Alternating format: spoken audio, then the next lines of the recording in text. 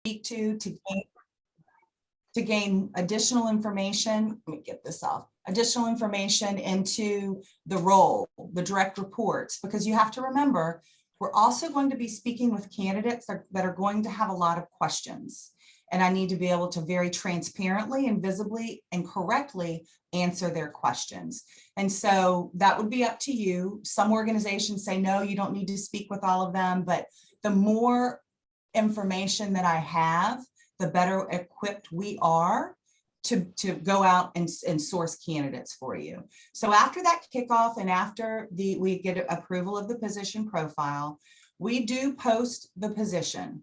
I will tell you, we post the position not necessarily because we receive candidates, but because we want traction and we want legs and we want people to socialize it. And then from there becomes kind of a lot of the behind the scenes work that we do. So I will tell you, as you can imagine, Gallagher has a very, very strong presence. We have one of our largest niche aside of healthcare within Gallagher is public sector. And I will go to my public sector colleagues and we will say, who do you know? Not who's open to a position, but who do you know? And we'll also go after our personal networks, which are pretty expansive. And so from there, we will start sourcing and begin a first level screen of individuals. And that first level screen happens with the recruiter. Once the recruiter says, all right, Rachel, I really like this person, they then have to pitch that person to me and I'll poke holes. And then if we both like them enough, they will move forward to what I call a consultant video interview. And based on the information that I gather from there is what we gain to determine who's going to move forward in a formal presentation. Along this duration and period, you will receive weekly updates from me. And those weekly updates will be how many candidates we've sourced, how many people we've screened, how many people we video interviewed, and who we think we're going to move forward. Throughout that process, we might float some resumes by you to say, hey, this is somebody we're looking at, but they said that they know you or whatever the case might be, to gain some feedback from you so that you're equally engaged in the search process. And that, from a timing perspective, I would say after we kick off the search, give us about a week, no more than 2, to get the profile developed and approved. During that time, our recruiter already starts sourcing, right? But we can't officially start talking to people until we have approval of the profile, because we like to give that to them before they start talking to us. And so usually that identification phase is about 30 to 45 days before I move into my very heavy video interviews. And we're trying to tighten up our timeline very simply because the market that we're in right now is I haven't experienced it since like late 90s. And it is hot. People are interviewing and people are moving. So we want to try to keep pace with these candidates, especially if we really like them and they're interviewing elsewhere. So I would say give us anywhere between 60 to 75 days before we have a formal candidate presentation for you. And that formal candidate presentation will be a document which is sent to you before this meeting.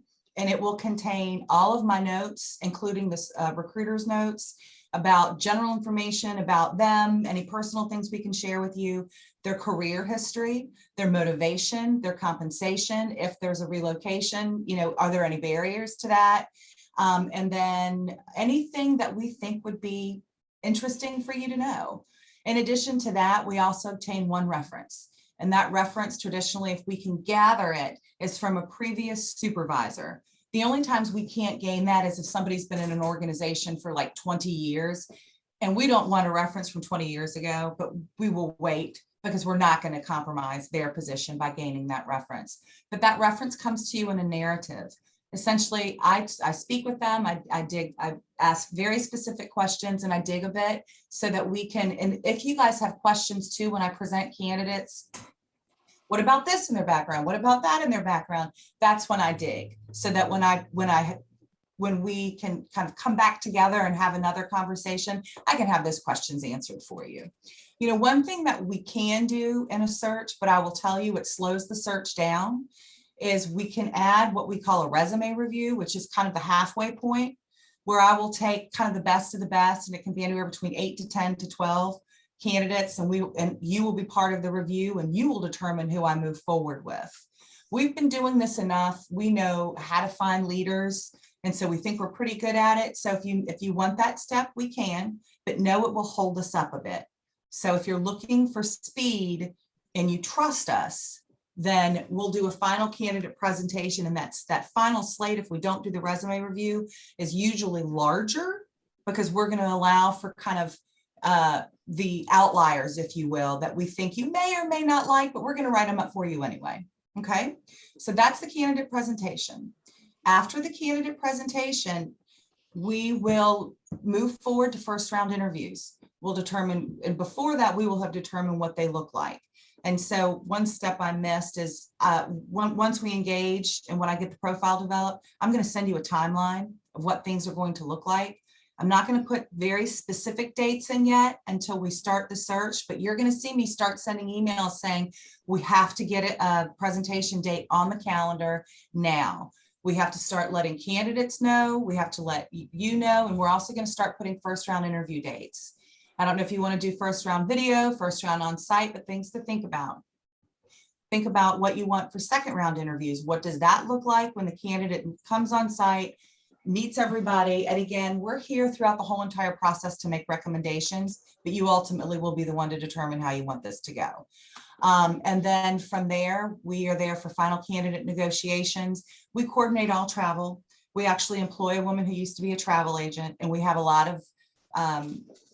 of preferred vendors that we've negotiated rates with. So just leave it to us to coordinate all of that. And Jessica, that's when things become very, kind of, it's like herding cats, trying to get everyone's schedule in line, who's meeting who. We are there for everything. And then through final negotiations and offer, and we are still engaged with the candidates after they start to make sure that they're transitioning well. If they need support from a coach, we have those resources, because ultimately the success of the candidate, that they wake up every day and that they're really happy that they took this position, the success of you as the board, that you're happy that this individual is being successful, is our success. And so we do everything we can to ensure that.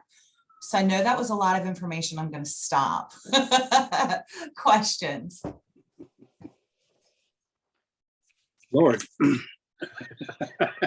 I had a lot and you answered a lot. You've been doing, the municipal work is relatively new. How many county administrator type people have you placed in the last couple of years? Yeah, I have not placed any county administrator type. What I have done is I've worked with multiple municipal kind of governments. So Rivanna, I placed the executive director there. You don't know it, but I've done a couple out in Minnesota where I placed the CEO, CFO, head of HR. Henrico County recently was the head of HR, and they in fact reached out to me to fill another one of their executive roles, but they didn't meet our minimum comp requirements. And I can tell you that John Fatoikis was about to reach through the screen at me. But I think that we have a lot of repeat business, and what that speaks to is we know how to find leaders. Yeah. I do work within the public sector, Don, but I work across multiple industry segments. So I'm one to kind of parachute in, drop down. I can figure out your business, know your business. And we know our process is our process. And we're really good at kind of uncovering and finding those kind of purple unicorns, if you will. Right. Rachel, you said something there. So if Henrico's not meeting the minimum salary requirements, I'm a little bit, when will we know what they are to know if Goochland's even going to be in the ballpark? Because if they ain't meeting them, their budget, we add zeros to we detract zeros from their budget to get to ours. Good question. Good question. It was a much lower level position. And Jessica and I've already discussed this, and the compensation that we discuss is squarely within that minimum fee. Whew. I'll have to tell John that our pockets are deeper than his. Don't say that. Don't say that. They none of them were happy in that room, and I hated to do it, but we have unfortunately, it's what we've had to do over the past several years. We're an executive level search firm. Our sweet spot is that C-suite. And to be honest with you, we're not as good as the staffing firms who can do the manager level. It's just not the level in which we exist. Yeah. Not to discount anyone. You discussed in here some of the testing, and I was trying to find that again. Sure. And I missed that part of our process. So in the event, and this is just to make it clear, this is an add-on to the search process. It is not part of the search. So this would be an additional fee, but it is a leadership assessment that is part of, there's two parts of the Hogan assessment. Jessica, I'm not sure if you're familiar with the Hogan. And then there's one part of success drivers. And so what we traditionally recommend our client do is only assess the final candidate or maybe the final two who are moving forward because of the cost that's associated with it. But what's nice about the report, and I'm happy to share with you a sample report and an overview of what that assessment is.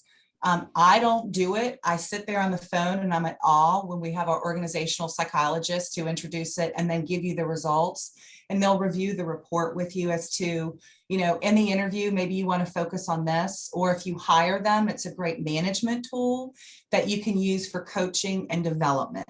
So it's really broad based.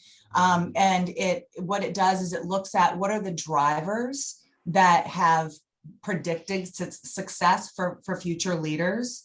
And it also gives them a stress assessment. How are they going to behave under stress? Like when the stuff hits the fan, how are they going to respond to that or not? And again, it's not necessarily a tool to be a go or no go for a candidate, but to provide you with some additional insight to make a final decision. And then ultimately how you as a board will manage this individual in the role. Is it across 3 domains? Your learned self, your stress self, and then your natural self?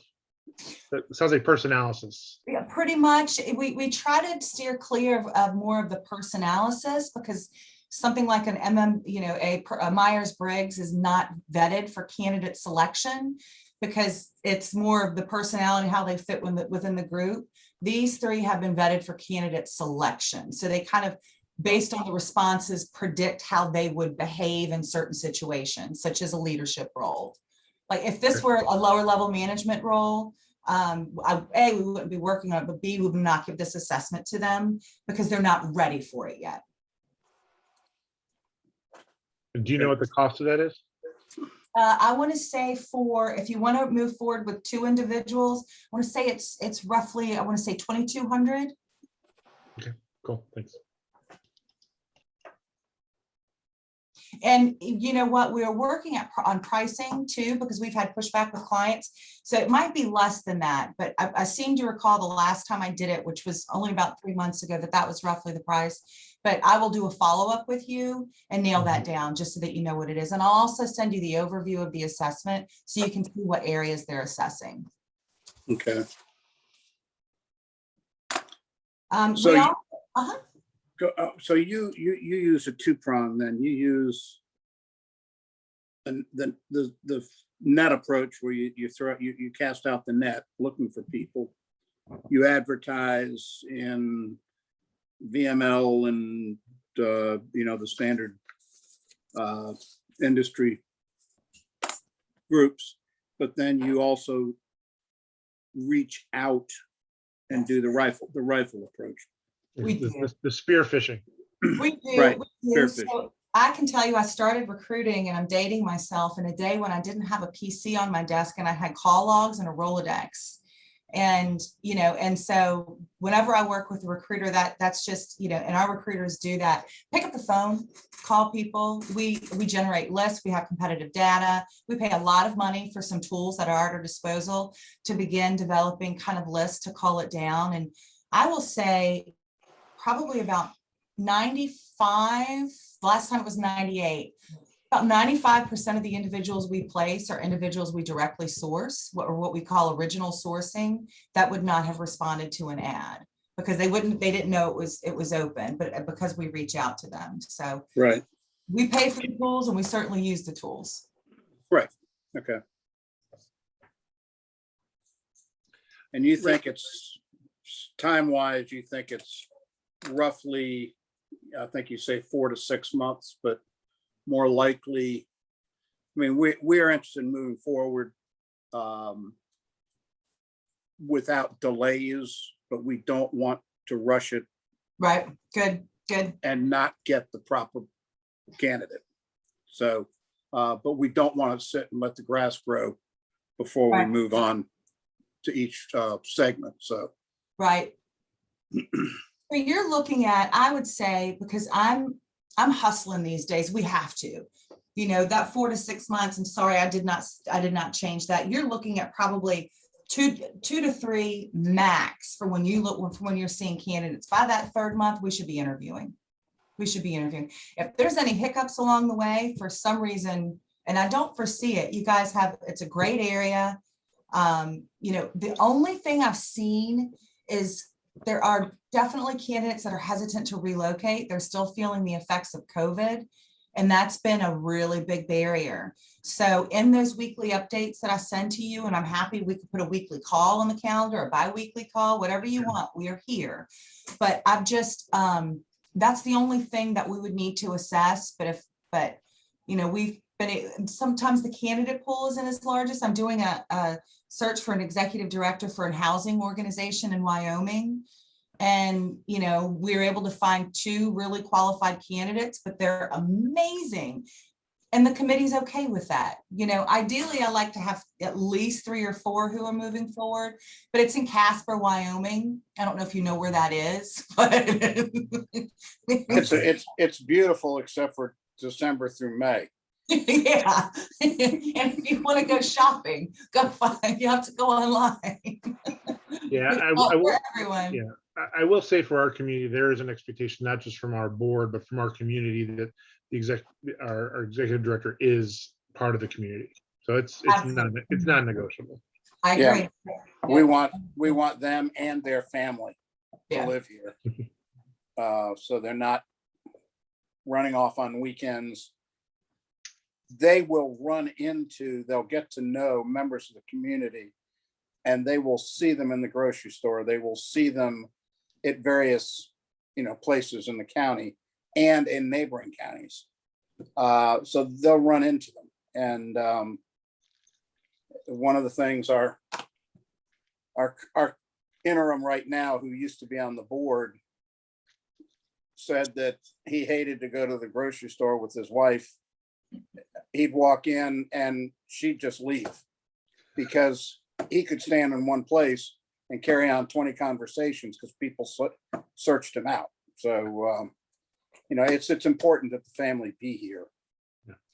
Yeah. So let me ask you this. And I don't disagree with that whatsoever. A lot of my clients have that requirement, just given the nature of the work. Do you have any flexibility when it comes to, for example, we have a senior in high school who is going to be finishing up this year.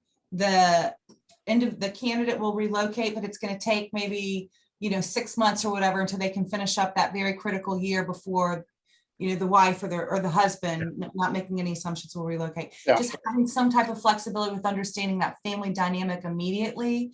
Yeah. But okay. Yeah, we're heartless. Okay. Some Well, people and- are. Well, just pragmatically speaking, they're not going to have their heart in it if they're, you know, we can't, you know, it's just not good for anybody. So yes, Yeah. we're open to that. We'll talk, so Rachel, you mentioned, so what do you know about Kushner? Like, what are your thoughts? Like, what's the word on the street? And you can be, Don and I are the newest ones on the board, so nothing is our fault yet. Right. So you can be as honest as you want. So first of all, I'm always amazed at how large Goochland is, because we keep driving and we're still there.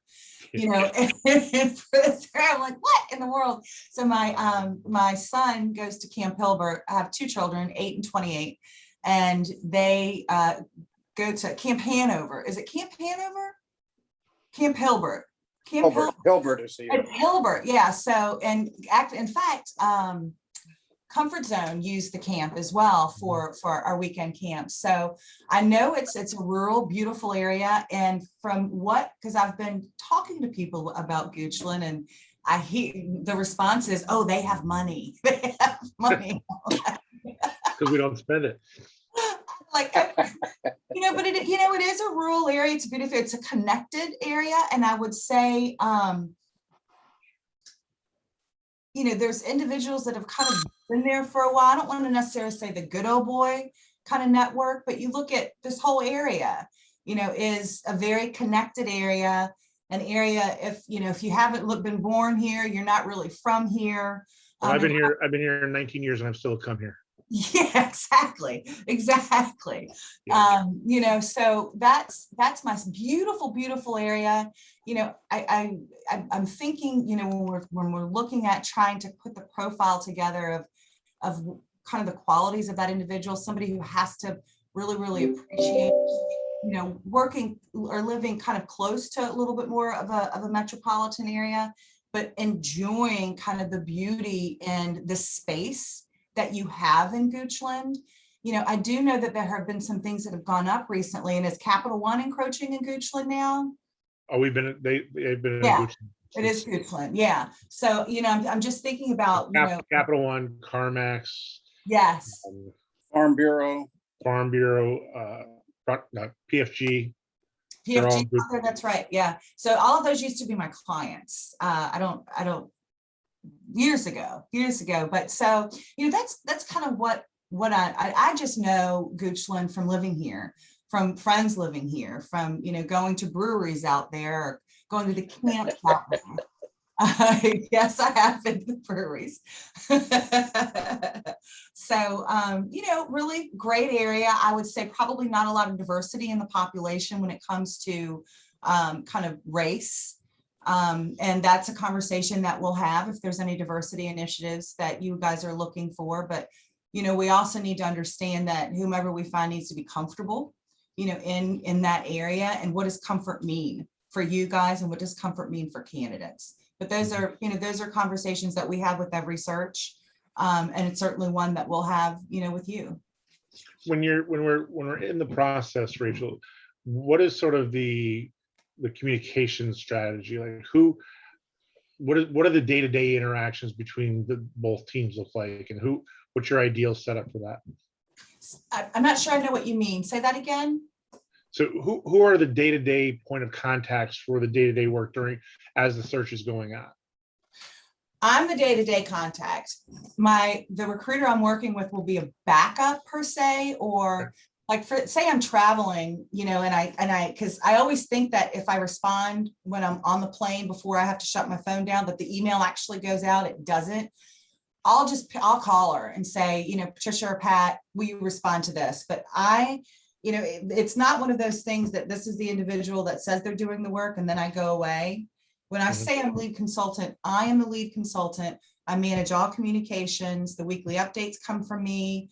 If you don't hear from me, like let's say I'm out of office for an afternoon or traveling or something to that effect, Patricia or Pat will be there to pick up seamlessly. Because what is your preferred interaction model with our side? So traditionally, I like to send out the search update to the entire search committee. Okay. Because I want everyone to be on the same page. I feel a little bit uncomfortable when somebody doesn't share with the rest of the committee, because I feel like there's some kind of ulterior motives that I'm not aware of, and that's happened, unfortunately. But with the search updates, I send them to every single person. If there's something that needs to be addressed, or I will send it to all of you. If you want a point persons, one of the three of you, I'm happy to do that as well. But usually I communicate with the search committee at large. And if any one of the search committees has any questions, and let me tell you, some people really, really do. They'll pick up the phone and call me and say, wait a minute, what was that about? Or just email me directly or to the committee at large. But, I'll take your lead on that, but I would really like that update to go out to everyone so that everyone's on the same page. All communication should be to everybody, and responses should be to everybody. I don't want to have a question and then you waste your time with the same question from Neil, and Neil wasting his time calling or emailing. Whatever goes out should go back and forth to everybody, because and you mentioned diversity issues. Our diversity issue is we want the right candidate.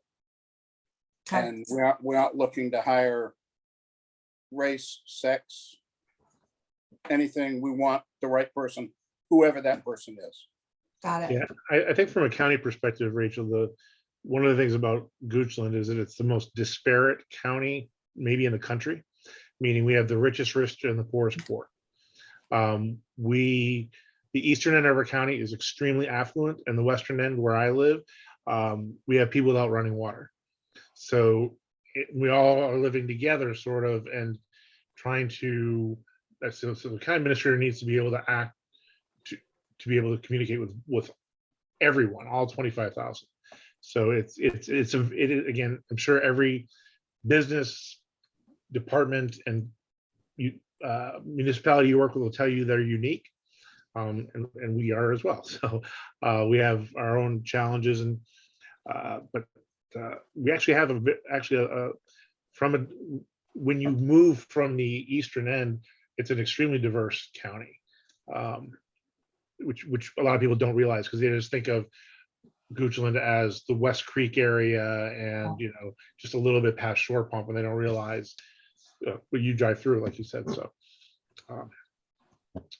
what is your thought about, so for Jessica and her massive team of 2, what is the expectation as far as engagement from them and the demands that will be placed on them from a time perspective?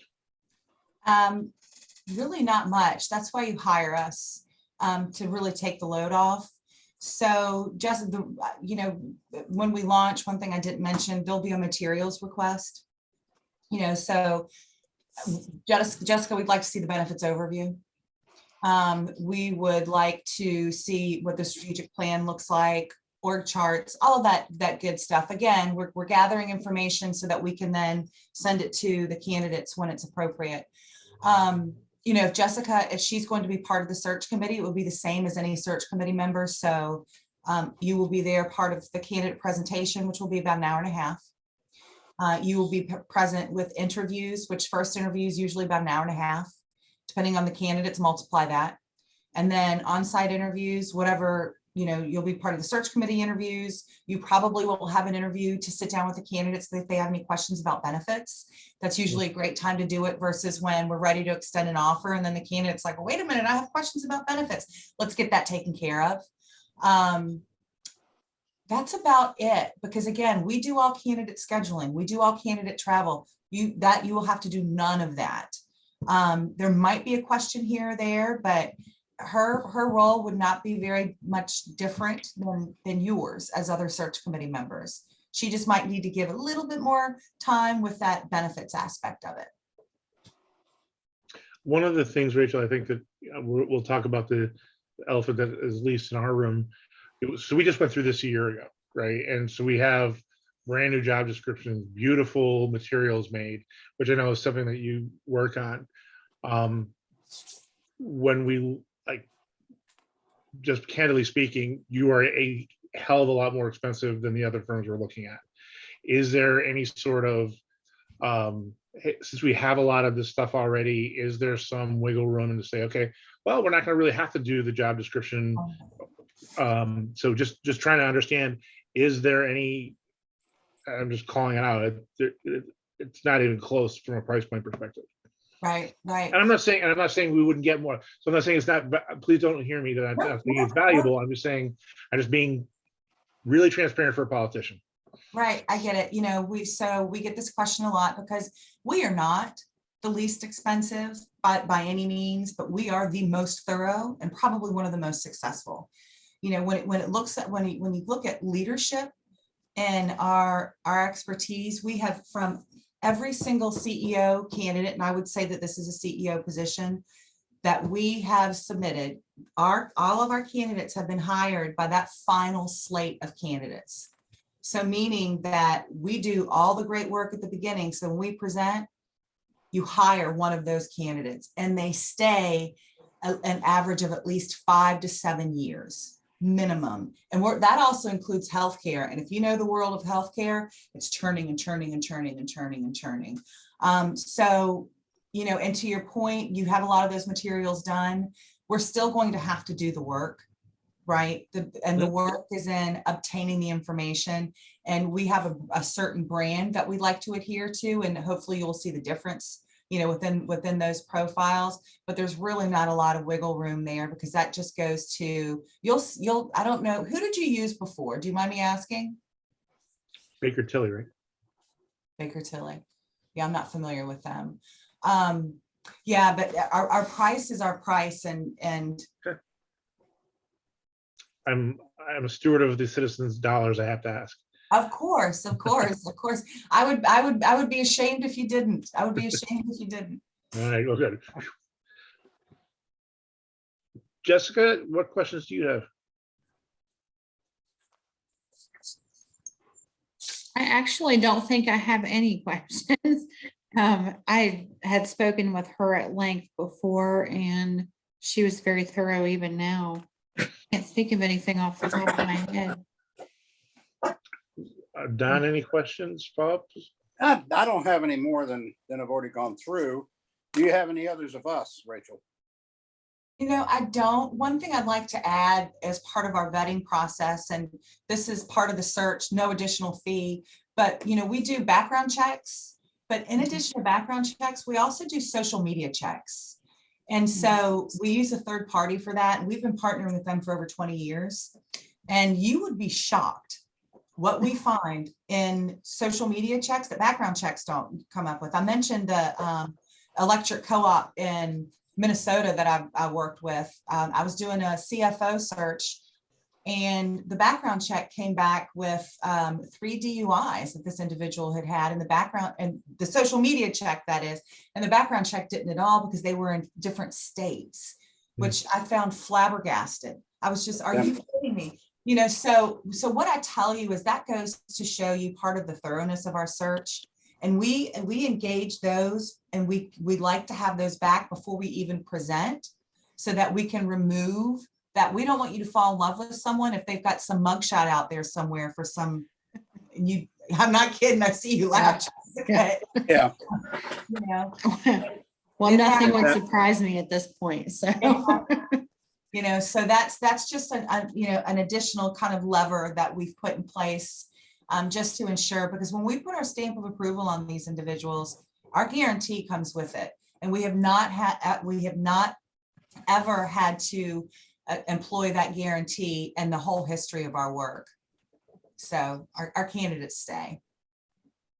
And that's for CEO candidates. I can't say that for everything. That would be fantastic. But for those CEO candidates, we have not had to employ that guarantee. And and it's a lot of work on both sides. So that we're going to do everything we can to make sure that we're crossing our T's and dotting our I's. And when we say we like this person, we don't present them if we don't.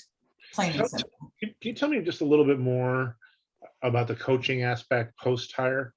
Sure. So we have, and this will be, I think it's on this document. When I send you the document that talks about the assessments, we also have something, it's called New Leader Assimilation, and it's a program. And that program is the consultant who will work with you, more than likely Chad Roeder. He's amazing. And he's one of the individuals who helped develop the leadership assessment that you'll be seeing. So they work with the candidate, and they really kind of determine what are the goals of the board, what are the goals of your team. They look at that. If you guys utilize that leadership assessment, they'll work with them saying, okay, this is how your report says that you're going to show up in this type of situation. I want to talk to you about how to avoid those pitfalls. So they'll work with that, and they'll also do just coaching. Executive coaching. So it's hard sometimes when you have a new leader, such as this role in particular, who's been placed, and they don't really have a lot of people to bounce ideas off of, because they want to really look good to their board. and they don't want to show maybe, any areas that they don't know. And so the executive coach is a really, really great kind of sounding board. And they have in place some one-on-ones with the board members as to what your expectations are. What are you looking for? They can help put in expectations, like what do the first 90 days look like? If there's any, I don't know if you have any transition plans or a ramp up from the board. What are you looking to see within X amount of time? They'll work with that to put really that plan in place so that, a lot of individuals like to have goals of what they're striving towards, and they will work towards that. But there's definitely more involved. I'm just kind of off the top of my head. I'm sharing with you. I don't do it, thank the Lord, because I am not one to coach anyone. I don't have a lot of patience with that, but the people who do are fantastic, and they're certified. Everyone is certified in what they do. And I missed this, but is this included in the cost, or is this an additional? It is not. That's an additional cost. And if you want to know more about that plan, and if you really want to dig into it, and Jessica, I would certainly think that you would want to be part of that conversation too, because this is kind of that HR side of things. I would love for you to speak with Chad Roeder. I would love for you to speak to him, and based on your public sector size of the organization, I'll see what cost we can get that down to if you have an interest, but I'll find that out for you. I think we definitely would. And then just from a clarification standpoint, when regarding the question of involvement for our HR, when you said Jessica will be in on the interviews, depending on the number of candidates, that's not the video interviews that you're talking about? That was what pool size is that? So when you I asked you who the search committee is Jessica part of the search committee? Yes. Okay, so all search committee members will be part of the interview. So depending on the candidates. So let's say in the candidate presentation, I present 4 candidates to you, and you say, like them all. We want to interview all 4. So then we would move forward, depending upon what you want. Okay. Level. So this isn't the broad pool. This is the narrowed candidate. Okay. No, she is not part of our process. No way, Jose. No. She doesn't have time for that. It's a lot of work. It is a lot of work. And there's a lot of shucking and jiving and hustling behind the scenes. Right. And I may have to rephrase, because I don't know if I understood. We are the team that will get probably to those final 4 interviews, but I'm guessing the whole board will want to be involved. I'm sure. Okay, just yeah. So if we're at the end, you're like, shoot, Neil, you said it was only gonna be 2 of you. Now there's about 6 of you. No, so I would assume that you guys. So let's just make some assumptions here. You guys want to do the first level of interview, just do it via video before bringing people on site. Let's say that's what you want to do. Are you going to want you to pull your board in for that, your entire board for that first level, or until you call it down and bring them on site? And you don't have to answer that, but it's something for you to think about. Right. Okay, fair enough.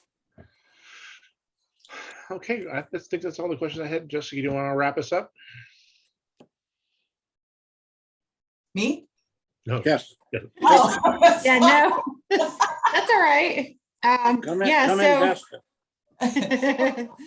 Well, thank you, Rachel, for joining us this afternoon. I think that you were very thorough and answered all of our questions that we had. I know our board is eager to get going, and so they're probably going to be having some discussions amongst themselves the next couple of days. But I will be in touch with you very, very soon, probably within maybe even the next couple of days, as far as the plans to move forward. So. Well, I appreciate it. I really, really appreciate it. This was a pleasure. You guys have been really a good group, and I really look forward to the potential of working with you. I think it'll be fun. We'll make it fun. If you can't tell, I love my job and I love this work. And, I was hired initially as a recruiter. They called us headhunters at the time, and I almost ran out the door because I was thinking tribal. But he said, you can talk to a wall, you're hired. And I really can. That elephant and I would have a good conversation. So we like relationships, and certainly we hope that this is the beginning of one with us. But, if it's not us, I hope you pick the right one for you this time. But we look forward to hearing back from you. Okay. Well, that's Rachel. Do you know Lynn Hughes? I do. Okay, so our agency, my wife used to work with her. She was with Fox Richmond, and they used to partner with Comfort Zone Camp quite a bit for some events and things like that. So she knows Lynn pretty well. Yeah, so I was with Comfort Zone during the very uncomfortable time where they ousted her as founder. She went to the Medical Society of Virginia, and then they realized, what did we do? Because they could not find solid leadership. Shocker. They brought her back, and that was so wonderful to see them when they brought her back. That's It's like, oh, that is an incredible organization. That's it's just unbelievable what they do. it is. It absolutely is. Yeah, and going to the camps and seeing that firsthand, it's it's powerful, and I lose a lot of water weight during those times. All right. Well, thank you so much, Rachel. It's a pleasure. Appreciate All it. right, thank you. Thank you. Bye-bye.